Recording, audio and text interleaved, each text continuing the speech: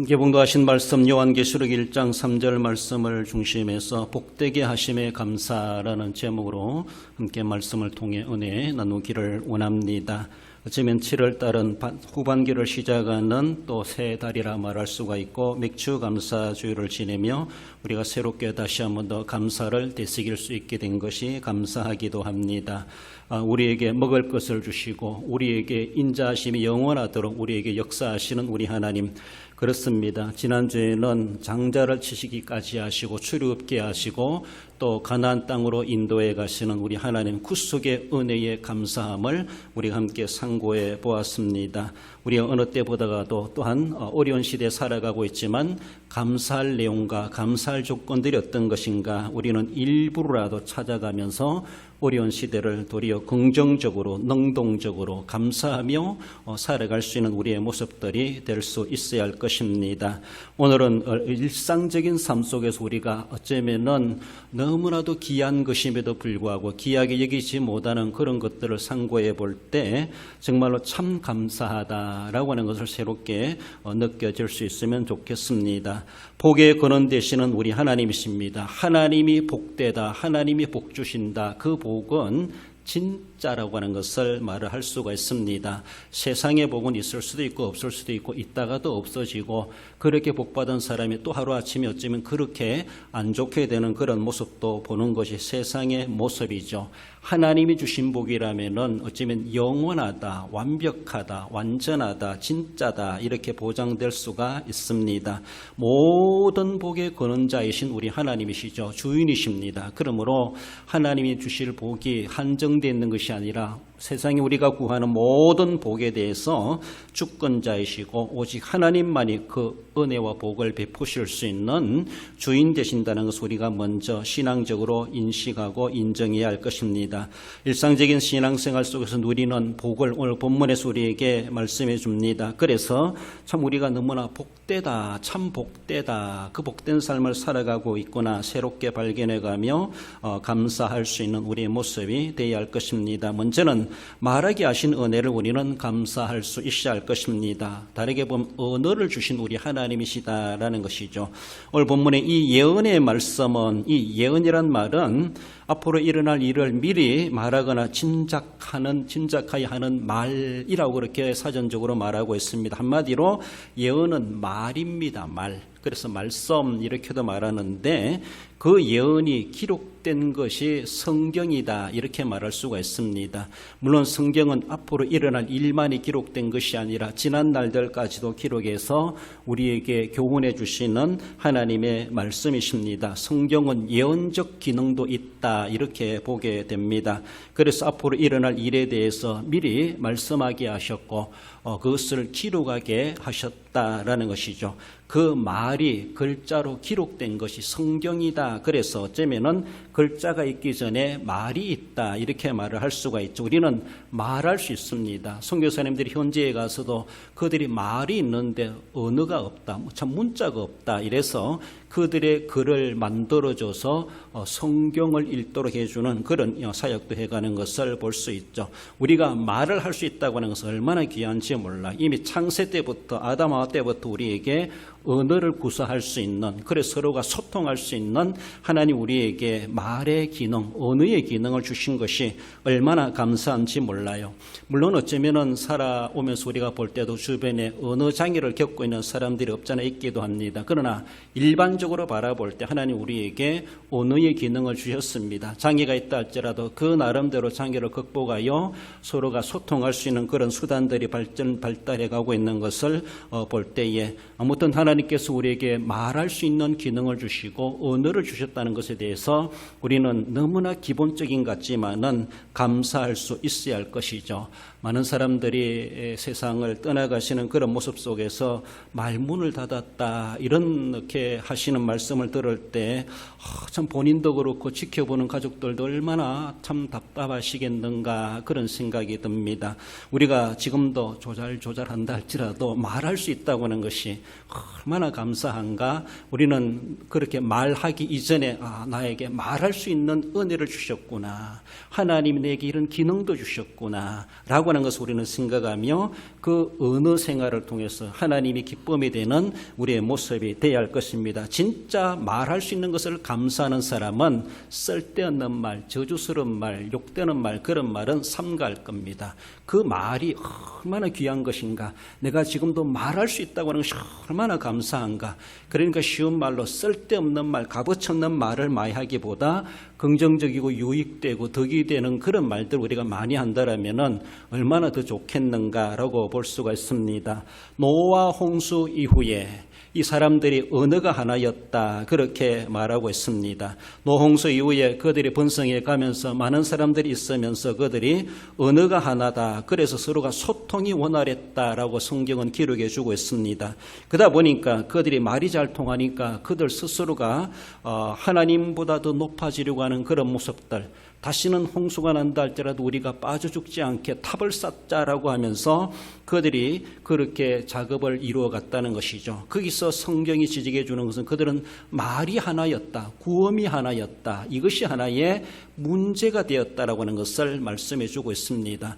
참 말이 하나 되고 서로 소통되는 것이 얼마나 귀한 것인가 라고 볼 수가 있는데, 그 말이 소통되는 언어력을, 기능을 가지고 하나님이 기뻐하지 않는 일들을 벌려갔을 때 하나님께서는 그들의 말을 혼잡하게 만드셨다. 그래서 나누게 하시고 흩어지게 하셨다, 그렇게 성경은 기록해 주고 있죠. 그래서 그 탑을 바벨탑이다, 그렇게 말하고 있습니다. 하나님께서 그것을 흩으셨다는 것이죠. 창세기 11장 9절에 보면은 여호와께서 거기서 온 땅의 언어를 혼잡하게 하셨음이라, 여호와께서 거기서 그들을 온 지면에 흩으셨더라, 그렇습니다. 그전에는 그들이 언어가 하나였습니다. 서로가 소통이 가능했습니다. 그러나 하나님이 원치 않은 일들을 벌려갔을 때, 어쩌면 하나님을 대적하는 탑을 쌓았을 때 하나님은 그들을 흩으실 수밖에 없으셨고, 흩으시기 위하여서라도 그들의 말이 통하지 않도록, 그래서 작업을 하는데 벽돌 갖고 오라 가는데 엉뚱한 거 갖고 오고 말이 안 통하니까 일이 안 되는 것을 볼 수가 있었죠. 그래서 탑을 쌓다가 중단될 수밖에 없고 그것은 무너지는 탑이 될 수밖에 없었다는 것.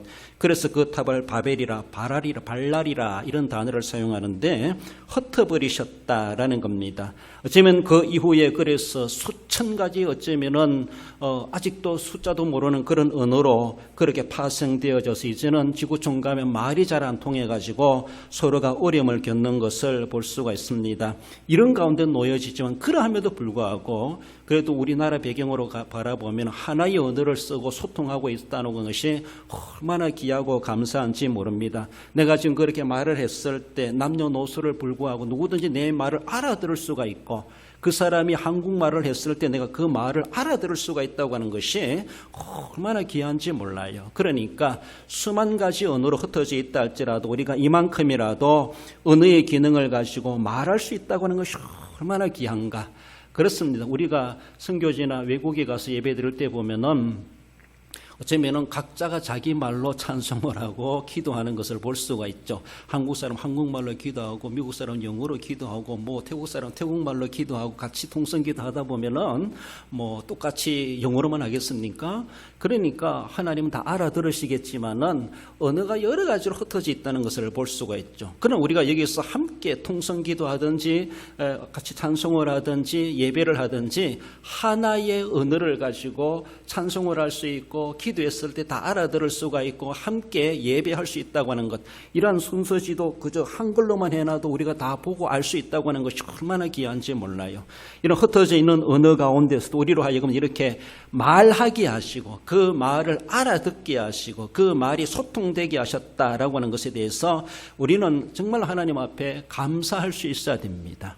그렇습니다. 오늘도 우리가 하나의 한글이란 글자를 통해서 한국어로 말이 통한다고 하는데, 만약에 우리가 하나님이 또 원치 않은 그런 바벨탑 같은 것을 쌓는다면은 한국말도 하나님 갈게 흩어놓으신다라면은 우리는 한반도에서 어떻게 살아갈까, 그런 생각도 해봅니다. 그런 일은 없겠지만은 하나님이 시라는 이런 우리 스스로가 하나님 앞에 갈리어지고 흩어지게 하고 찢어지게 만드는 그런 행위일 수밖에 없고, 그 언어가 복이 되는 것이 아니라 도리어 저주가 될 수가 있다는 것을 우리는 생각해야 됩니다. 이미 말씀드린 것처럼 같은 것이면 우리가 말할 수 있다라면 긍정적이고 유익되고 은혜롭고 위로되고 서로가 도움이 될 수 있는 말들을 많이 할 수 있어야 되죠. 내게 말할 수 있는 은혜를 주셨구나, 내게 말할 수 있는 기능을 주셨구나, 얼마나 감사합니까? 그렇잖아요. 참 안타깝게도 어느 장에 있는 사람은 다른 일반 사람들과 말하고 싶어도 말할 수 없어가지고 어려움 당하는 그런 사람들, 비교적으로 우리는 참 그래도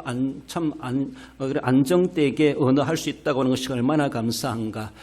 그렇다고 해서 장애 입은 사람들이 감사할 일이 아니라고 하는 것은 아니지만은, 우리가 말이 어눌하고 남들처럼 그렇게 말을 유창하게 못한다 할지라도 하나님은 나에게 이만큼이라도 말할 수 있게 하셨구나.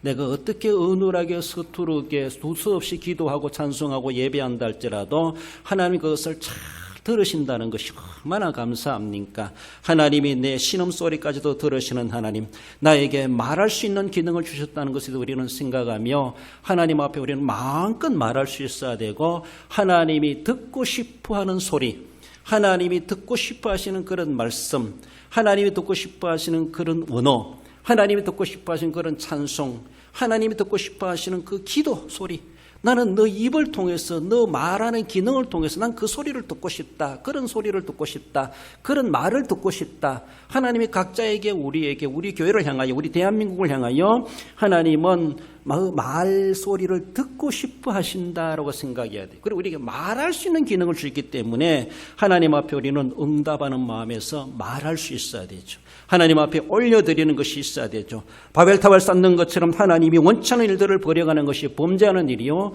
하나님을 진노케 하는 것이요, 자기 스스로가 복이 아니라 도리어 그 말 때문에 저주가 임하는 그런 결과가 있을 수가 있다는 것을 우리는 생각하며, 오늘의 내 말은 바벨탑을 쌓는 삶이 아닌가, 교만의 탑을 쌓는 것은 아닌가, 하나님을 진노케 하는 탑을 쌓는 것은 아닌가를 우리는 생각해 보며, 그것이 도리어 감사의 조건이 되어야 되는데, 말하는 것 때문에 상처받고 말하는 것 때문에 하나님 영광 가려버리는 그런 일들, 그것이 바로 바벨탑이 아닐 수가 없다는 것을 우리는 생각하며 늘 하나님 앞에 정말 진정으로 감사하고 찬송하고 영광 돌리고 이웃에게도 덕이 되고 유익을 끼치는 그런 우리의 언어 생활, 진정으로 그것을 알고 행하는 사람이 참 복된 삶이다, 그것이 복이다라는 것을 말씀합니다. 로마서 15장 6절에 보면은 한 마음과 한 입으로 하나님 곧 우리 주 예수 그리스도의 한 아버지께 영광을 돌리게 하려 하노라. 그렇습니다. 마음과 한 입을 통하여서 하나님의 영광을 나타내야 되죠. 야고보서 3장 10절에 보면은 한 입으로 찬송과 저주가 나는도다 내 형제들아 이것이 마땅하지 아니하니라. 하나의 입을 가지고 왜 찬송이 나오고 저주가 나올 수가 있느냐? 있을 수가 없다는 것이죠. 마땅하지 않다는 것이죠. 진정으로 하나님에게 말할 수 있는 기능을 주셨구나, 이거 얼마나 감사한가. 그 말의 소리를 가지고 하나님 앞에 찬송하는 삶을 살아가야 되지, 어쩌면은 저주하는 소리, 형제를 이간하는 소리 결단코 있을 수가 없다라고 하는 것을 말씀하며, 말하게 하신 은혜를 감사할 줄 아는 사람은 결단코 하나님이 싫어하는 일들을 말로도 하지 않는다라는 것을 볼 수 있고, 우리가 말로라도 하나님이 기뻐하시고 이웃들에게 은혜가 되고 유익이 되는 그런 언어 생활로 진정으로 복 있는 감사의 삶을 살아갈 수 있어야 할 것입니다. 나가서 복되게 하시는 감사는 쓰고 읽고 듣게 하신 은혜임을 말씀하죠. 이 예언의 말씀을 읽는 자와 듣는 자와 그 가운데 기록한 거, 그렇게 말하죠. 한마디로 한문으로 하면 녹동청이란 말이죠. 기록할 녹자, 읽을 독자, 들을 청자라는 것이죠. 녹동청이라는 말을 우리가 생각해 봅시다. 성경상에 하나님께서는 어쩌면 모세 시대 때부터 기록 문화를 하나님은 허락하셨습니다. 어쩌면 명하셨습니다. 그래서 다 기록해라. 그래서 성문화 시대 이렇게 말하죠. 글들이 기록하여서 남겨지게 된 그런 시대가 성경성으로 바라볼 때는 모세 때부터다, 그렇게 말을 할 수가 있고 창세에 있었던 모든 일들 하나님은 모세에게 영감을 주셔서 창세기도 기록하게 하셨다라는 것을 볼 수가 있죠. 하나님께서도 돌판에다 십계명을 기록하셔서 그 백성들에게 모세에게 이스라엘 백성들이 그것을 지키도록 주셨습니다. 이미 기록 문화를 하나님은 허락하셨고 기록 문화가 이미 자리 잡도록 그렇게 고대로부터 있어져 왔던 것을 볼 수가 있죠. 정확히 기록 문화가 언제부터 있었는지 고대에 잘 알 수 없지만 성경상으로 바라볼 때는 지금 아브라함은 기록했다 이런 말이 없지만은 모세 시대에 와가지고 지금 출애굽 시대부터 그런 일들이 공식적으로 있어져 왔고 이미 그것이 어쩌면은 그 나름대로 보편화된 것은 아니었나라고 볼 수가 있습니다. 하나님께서는 아말렉과 전투를 하면서 그 광야에서 하나님이 이기게 하셨죠. 모세가 팔을 들면 이기고 팔이 내려오면 쫓기는 그런 전쟁이었는데 처음으로 맞이하는 아말렉과의 전쟁에서 대대적으로 승리를 거두게 되죠. 출애굽기 17장에 하나님은 모세의 그것을 다 기록해라. 그 성전사에 대해서 다 기록해라. 그래서 여호수아나 이스라엘 백성들이 기록한 것을 알도록 해라. 그래서 그것을 기록하도록 하나님이 출애굽기 17장에 명하신 것을 볼 수가 있죠. 민수기 33장에서는 하나님 모세에게 이스라엘 백성의 출애굽으로부터 가나안 땅에 들어오기까지 그 노정기에 대해서 어디를 거치고 어디에서 무슨 일이 있었고 어떤 일이 있었는가 지금 40년의 사에 대해서 기록을 남기도록 하나님이 그렇게 민수기 33장에 명하시는 것을 볼 수가 있죠. 신명기 27장에 가서 보면 하나님께서는 너는 돌판에다가 모든 율법을 기록해라. 율법을 모두 기록하라. 그러시면서 돌에다가 회를 칠하고 거기에다가 율법을 새기라고 말씀하셨습니다.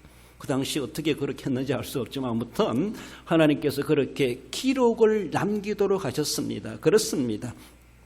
뭔가 쓸 수 있다고 하는 글자가 있고 그것이 쓸 수 있다고 하는 것이 얼마나 귀한지 몰라요. 그렇습니다.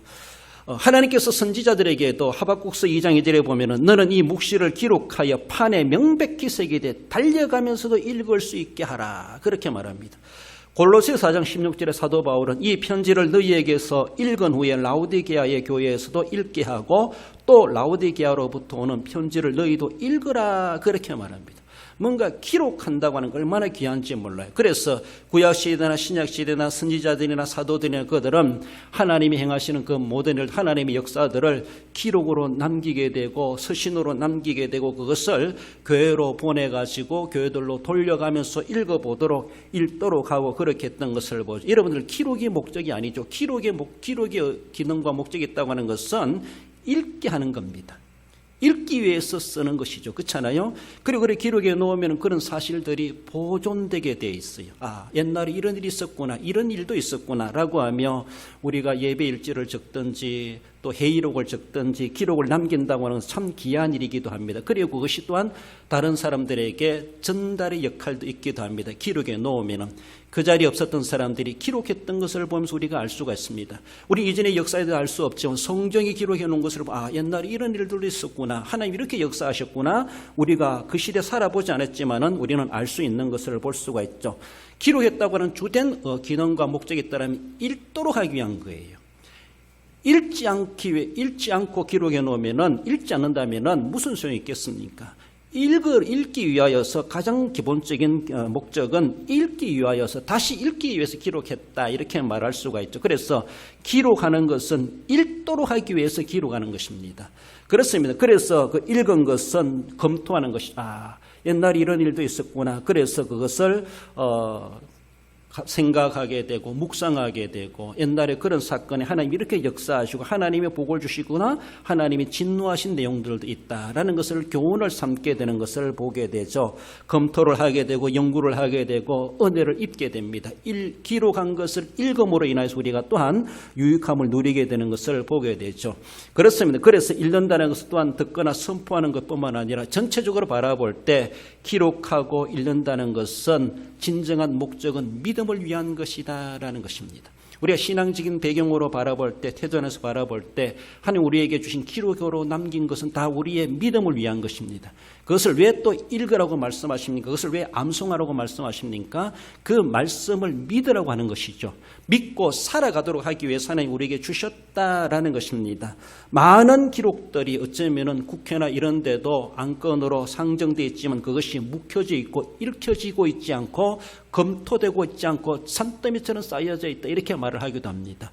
그러게 써놔가지고 안건을 상정해 놓으면 뭐합니까? 읽어봐야 되죠. 그 위원회에서 연구하고 검토하고, 그래서 진짜 해결해야 될 문제인가도 확인하고 읽어보고 검토하고 해야 되는데 안 읽는다는 것이죠. 죽도록 써놓고 안 읽으면 무슨 소용이 있겠는가? 다 그것이 폐기처분될 수밖에 없고 기록 아니라 수고한 것밖에 안 된다라고 볼 수가 있습니다. 그러므로 일반적인 모습에서 기록은 읽기 위한 것이고 읽는 것은 믿음을 갖도록 하기 위한 것이다라는 것입니다. 요한복음 20장 31절에 보면은 오직 이것을 기록하면 너희로 예수께서 하나님의 아들 그리스도이심을 믿게 하리 하며 또 너희로 믿고 그 이름을 힘입어 생명을 얻게 하리 함이니라고 말씀하고 있습니다.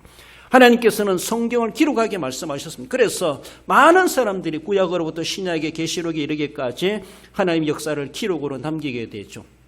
그 기록 자체를 하나님이 감동 주셨고 하나님의 말씀으로 하나님의 영감을 얻어서 그렇게 기록하게 하셨습니다. 그래서 그것을 읽는 사람은 그것을 믿게 되어져 있고 그걸 믿음으로 말미암아 생명을 얻으리라, 생명을 얻게 하려 하심이라, 영생을 얻도록 하기 위해서 그러하다는 것이죠. 우리가 나가서 문서로 인해서 전도지를 주고 책자를 주고 그래서 복음을 전할 수도 있고 우리가 말로도 전할 수도 있습니다. 그렇습니다. 그러나 그들이 또한 그 책을 받아보면서 그런 문서를 받아보면서 그들이 읽으면서 복음을 알게 되고 하나님을 알게 되고 직접 내 귀로 듣지 못하고 눈으로 보지 못했다 할지라도 기록된 말씀을 통해서 쪽복음을 통해서 복음지를 통해서 성경을 통해서 그들이 보급되었을 때 그들이 읽음으로 말미암아 믿음이 생길 수가 있다는 것이죠. 그래서 문서 선교 이런 말도 하기도 하죠. 우리가 직접 가서 몸으로 우리가 말로 전하지 못한다면은 우편으로 보내고 문자로도 보내고 그렇게 함으로 인해서 성경도 보내서 그래서 그들 하여금 그들이 읽음으로 하나님이 읽는 자에게 믿음이 역사되게 하시는 하나님의 역사가 있다는 것을 믿고 그렇게 문서 선교되어 가는 것을 볼 수가 있습니다. 그렇습니다. 우리는 뭔가 기록한다는 것이 얼마나 귀한지 몰라요. 우리나라의 선교사님들이 120, 30년 전에 들어와서도 교회를 세우고 학교를 세우고 병원을 세우지 않습니까? 3대 예수님의 사역을 그대로 행사해 갔던 것을 보게 되죠. 교회를 세운다는 것은 신앙을 위한 것이요, 학교를 세운다는 것은 교육을 위한 것이죠. 문맹 퇴치하고 글을 읽도록 하게 하는 그런 모습이기도 하죠. 병원을 세우는 것은 치료사역, 치유하는 그런 사역, 예수님의 사역과 그렇게 동반되는 그런 사역을 행하여 갔던 것을 볼 수 있습니다. 기록된 말씀, 읽는 말씀, 우리가 듣는 말씀이 주어졌다는 것이 얼마나 귀한가. 나로 하여금 기록하게 하시고 기록된 것을 읽게 하시고 그 읽음으로 인해서 내가 다시 들을 수 있게 하시는구나. 내 마음에 들려주시고 남이 들려주는 말씀을 통해 내가 들을 수 있다고 하는 것이 얼마나 귀한지 몰라요. 그러므로 우리는 뭔가 내가 할 수 있다고 하는 내가 이렇게 쓸 수 있게 되는구나. 우리 진봉을 집사님 뭔가 기록을 하시더라고요. 그래서 뭔가 보려고 하는 거 안 보여주시더라고요. 기록한다는 것은 참 좋아요. 여러분들 자기 머리 믿지 말고 기록해 두세요. 내가 다 생각하고 있어, 기억하고 있어. 천만의 말씀. 하룻밤 자고 나면은 모릅니다. 그러니까 메모해 놓고 기록해 놓고 휴대폰이라든지 달력이라든지 메모지를 메모해 놓으면은 그것이 내 머리보다 낫다 이렇게 생각할 수 있습니다. 그렇습니다. 그러므로 내가 뭔가 기록할 수 있다고 하는 것, 설교를 기록하고 기록할 수 있다고 하는, 내가 성경을 쓸 수 있다고 하는 것이 얼마나 귀한지 몰라요. 나로 하여금 쓸 수 있는 기록의 기능을 주셨구나. 나로 하여금 나도 쓸 수 있게 하셨구나 라고 하는 것. 그리고 내가 그 글씨를 읽을 수 있게 하셨구나.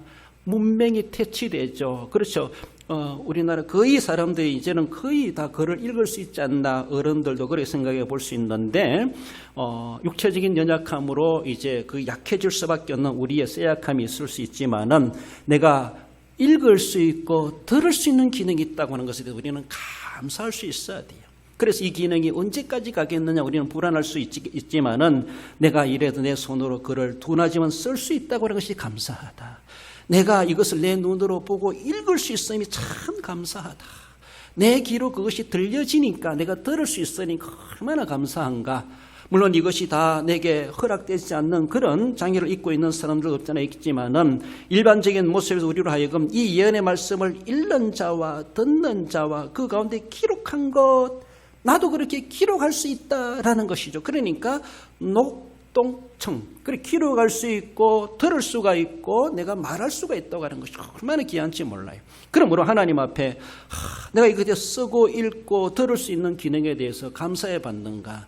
하나님은 나에게 이런 기능을 주셨구나, 이런 기능을 아직도 살려두고 계시는구나 라고 하는 것에 대해서 우리는 감사해야 돼요. 오늘 본문에서는 그런 이들이 복이 있도다 이렇게 말씀하십니다. 그 복을 복으로 이기지 않으면서 우리는 무슨 복을 우리는 원하겠습니까?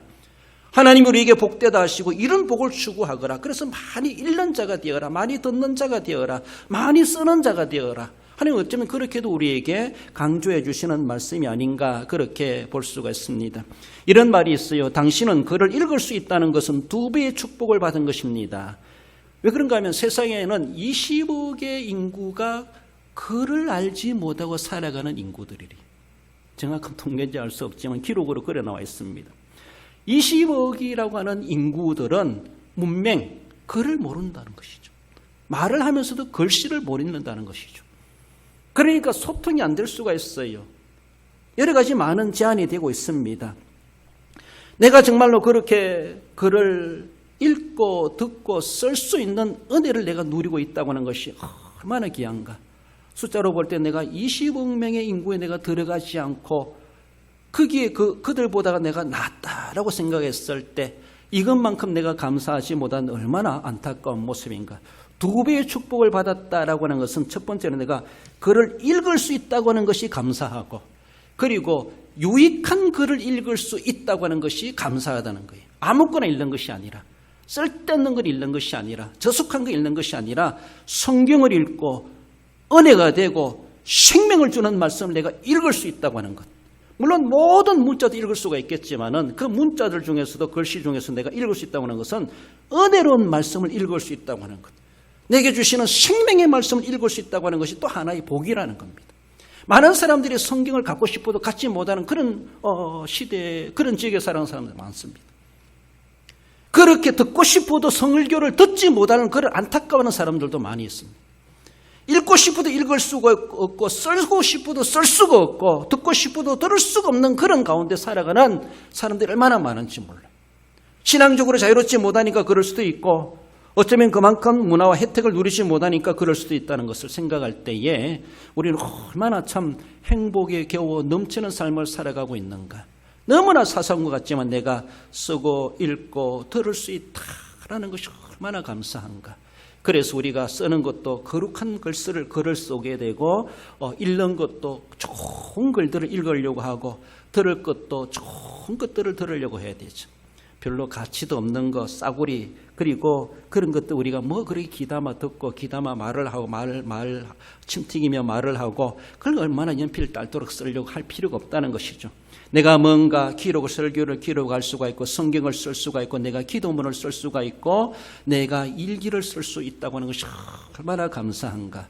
내가 써놓은 것을 다시 읽을 수 있다고 하는 것이 되새김질하고 은혜를 되새기게 되고, 그 써놓은 것을 통해서 내가 나를 돌아보게 되고, 내가 또한 그 말씀을 들을 수 있다고 하는 것, 설교하는 말씀, 누가 전해주는 말씀, 누가 하는 말을 내가 들을 수 있다고 하는 것. 그래서 많이 듣고 다양하게 듣고 우리의 인격과 교양이 되고 영적 양식이 되게 하는데, 하나님은 이런 수단을 주신 것에 대해 우리는 늘 감사함이 우리에게 마땅하다. 그것이 너가 참 복이로다. 성경 오늘 본문은 우리에게 말씀하십니다. 그 무엇보다가도 어쩌면은 요한복음 20장에서 말해주는 것처럼 너희로 믿고 그 이름을 힘입어 생명을 얻게 하려 하심이라고 말하는 것처럼 예수 그리스도에 대해서, 복음에 대해서, 하나님이 나를 위해서 행하신 그 모든 구속의 사역에 대해서 생각해보고 기록하고 그것을 다시 되새기고 듣고 내 속에서 계속해서 끌어넘치도록 늘 그런 마음. 그래서 구속의 은혜의 감격을 가지는 것은 그 무엇보다도 우리가 읽고 듣고 품고 새겨야 될 그런 하나님의 은혜라고 하는 것을 생각해 볼 때 세상에 들을 것 많고 쓸 것 많고 말할 것 많지만은 그 가운데서 내가 예수 그리스도에 대해서, 복음에 대해서, 성경에 대해서, 하나님이 나를 위해서 행하신 그 모든 사역에 대해서 내가 다시 되새길 수 있다고 하는 것, 그것을 내가 성경을 읽으면서 볼 수 있다고 하는 것, 그 글을 내가 다시 써볼 수 있다고 하는 것, 그것을 내가 남에게 말해줄 수 있다고 하는 것, 내 마음속에 새길 수 있다고 하는 것, 얼마나 귀한지 몰라요. 귀하면 귀한 줄 알고 복이면 복인 줄 알고 우리는 그것을 귀하게 여기면서 하나님 앞에 감사할 수 있어야 할 것입니다. 나가서 마지막으로 복되게 하심에 감사는 지키게 하신 은혜임을 말씀하십니다. 지키는 자는 복이 있나니 때가 가까움이라. 여기서 지킨다는 말은 헬라어로 테레오란 그런 단어인데 우선적인 의미는 보존한다, 유지한다, 간직한다 그런 의미에서 지킨다, 지켜낸다 이런 말입니다. 그걸 조금 더 외적으로 동적으로 이야기한다면은 준수한다, 이행한다 이런 의미까지도 나아가고 있습니다. 어쩌면 우리가 정적으로 내면적으로는 그것을 내가 빼앗기지 않고 잘 보존한다는 겁니다. 하나님의 말씀, 이 예언의 말씀을 내가 잃어버리지 않고 망가가지 아니하고 내 속에 간직한다는 겁니다. 내 속에 계속 유지해 가고 있다는 겁니다. 그것이 말라지거나 없어지거나 그것이 사라지지 않고 내가 잘 지켜낸다는 겁니다. 그리고 외적으로 동적으로 바라볼 때는 그 말씀을 내가 속에 있는 것을 행동으로 나타낸다. 이것까지도 여기서 지키는 자, 그래서 그가 복이 있다. 그렇게 말해요. 1차적으로는 내 속에 그것이 간직되어 있다는 것이죠. 2차적으로는 그것을 내가 행동으로도 나타낸다는 것입니다. 그 삶을 살아간다는 겁니다. 그런 자가 복이 있도다. 오늘 본문은 그렇게 말씀하십니다. 아무리 우리가 말을 할 수 있고 쓴다 할지라도 들었다 할지라도 그것을 내 속에 간직하지 못하고 그것을 내 행동으로 행하지 못한다면 그건 사실은 복이 있다가 사라져버리는 것과 다를 바가 없습니다. 그러므로 그 복을 계속 간직해 가야 되죠. 그것을 행동의 삶으로서 내가 누려가야 되죠.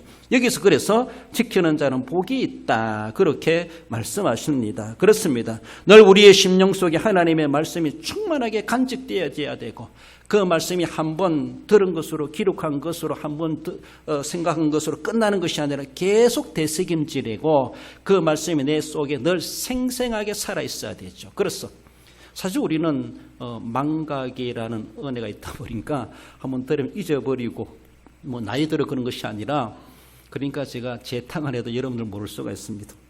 얼마나 감사한지 몰라요. 그러나 우리가 잊어버리면 안 된다는 거예요. 하나님의 말씀 우리 속에 계속 되새김질 되어지고 그 생생하게 기억되어지고 살아있을 수 있다는 얼마나 좋을까. 이것이 간직이라는, 이것이 지키는 자라는 거예요. 이끼는 지키는 자. 잊어버리고 나중에는 몰라버리고 언제 그랬나? 그런 것이 아니라는 거예요. 지킨다고 하는 것은 내 속에 계속해서 펄펄 끓어넘치는 거예요. 그게 생동감이 있다는 것이에요. 그 말씀이 내 속에 살아있다는 겁니다. 이 간직하는 자입니다. 이것이 지키는 자입니다. 그렇습니다. 더 나아가서는 그것이 용서치는 것을 가만히 있을 수 없어가지고 그 말씀대로 살아가는 것이죠. 실천하는 것이죠. 이행하고 준수하는 것이죠. 속에만 있는 것이 아니라 속에 있는 것을 거룩하게 행동으로 나타내는 것. 그래 복합적으로 말할 때 지키는 자 그렇게 말한다는 것이죠. 그 속에 용서 넘치지 않는데 마음이 핏끓지 않는데 어떻게 그것이 행동으로 나타낼 수가 있습니까? 용기 백배하니까 행동으로 나타나지 않습니까? 무서움도 두려워하지 아니하고. 그러니까 어떤 가운데서도 우리가 내적이든 외적이든 지키는 자, 그가 진짜로 복 있는 자이다. 많이 알고 있으면 뭐합니까? 많이 배웠으면 뭐합니까? 많이 기록에 두었으면 뭐합니까? 읽지도 않는데. 많이 읽었으면 뭐합니까? 행동으로 나타낼 수 있어야 되죠. 행함이 없는 믿음이 될 수밖에 없다는 것이죠. 그러므로 본문에서는 더욱이 뒤에 가서는 지키는 자 복이 있다. 내적이든 외적이든 더욱더 행동적인 동적인 그런 삶을 실천적인 그런 삶을 우리에게 말씀하십니다. 그러므로 그 복을 우리는 추구할 수 있어야 돼. 하나님이요 그 말씀이 내 속에서 계속 살아 움직이게 하시옵소서. 값없이 내버리는 그런 말씀이 아니라 정말로 1.1익이라도 버릴 말씀이 아니라고 성경은 말하고 있는데 분명히 성취된다고 하는데 우리 속에서는 이미 다 사라져버리고 언제 그랬느냐 식으로 언제 은혜 받았느냐 언제 그 말씀이 있었느냐 들었느냐 식으로 어쩌면은 하룻밤만 지나고 나면 다 지워버리고 될 길을 눌리는 것처럼 그런 모양은 아닌가. 내 속에 무엇이 없는데 무엇을 실천하겠습니까? 그렇지 않습니까? 빵빵하게 푸짐하게 풍성하게 흘러 넘칠 때 우리 행동으로도 가감하게 나타날 수가 있음을 볼 수가 있죠. 그런 복을 우리는 추구할 수 있어야 됩니다. 그런 복이 있다더라 남의 복이 아닙니다. 너도 그런 자가 되어라. 너도 그런 복을 추구하거라. 너도 그런 복을 받거라. 너도 복된 삶을 살아가거라. 하나님은 우리를 그 복을 주시려고 하고 계시는데 나는 그 복을 받으려고 애를 쓰지 않는다면 하나님과 엇박자나는 것이죠. 뭔가 하나님과 맞지 않는 것이죠. 그러니까 하나님이 복을 안 주셔서 못 받는 것이 아니라 우리 스스로가 복을 가볍게 여기고 소홀히 버리고 어쩌면은 내 앞에 온 복도 옆으로 굴러버리게 만드는 그런 어리석은 모습이 아닌가를 우리는 생각해 볼 수 있어야 됩니다. 하나님께서는 모세를 통해 또한 여호수아에게 주시는 말씀 읽어봅시다. 여호수아 1장 8절입니다. 이 율법책을 네 입에서 떠나지 말게 하며 주야로 그것을 묵상하여 그 안에 기록된 대로 다 지켜 행하라.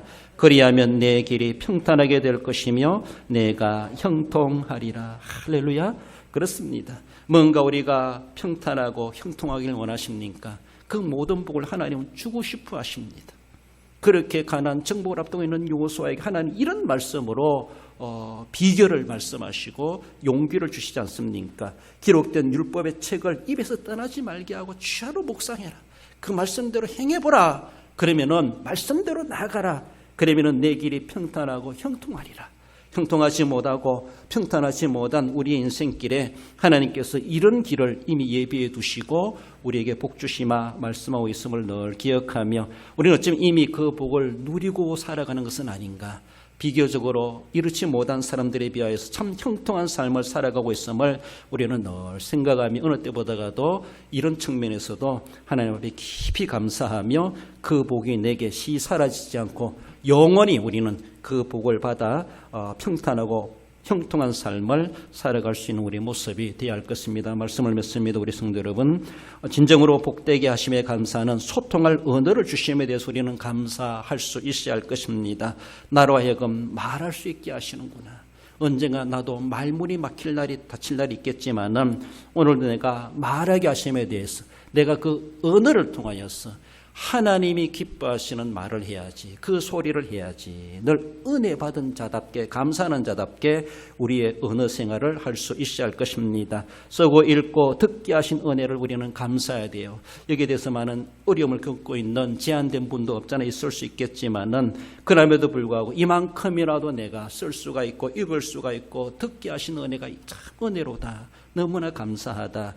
우리는 늘 생각하며 좋고 거룩하고 유익한 것들을 많이 쓰고 읽고 들으려고 애써가고 그것이 우리에게 진정한 은혜가 되고 복이 되게 할 수 있어야 할 것입니다. 말씀을 지키게 하신 은혜 우리는 늘 생각합시다. 내가 지키려고 해도 하나님이 도와주시는 우리는 지킬 수가 없고 다 빠져나갈 수밖에 없습니다. 하나님 그 말씀이 내 속에 늘 간직되게 하시고 그 말씀대로 내가 지키며 행하며 살아갈 수 있는 자 되게 해 주옵소서. 그래서 정말 평탄하고 형통하리라는 말씀하시는 것처럼 내가 그 복을 누리는 자 되게 해 주옵소서. 이미 그렇게 하신 것을 우리는 생각하며 감사하고 말씀을 믿어 진정으로 복되게 하신 그 은혜를 늘 생각하며 말씀 위에 믿음의 국분이 서서 늘 하나님 복 주시는 대로 그 복을 감사하고 누려 형통한 삶을 살아가시는 우리 성도 모두가 되시기를 주님의 이름으로 축원드립니다.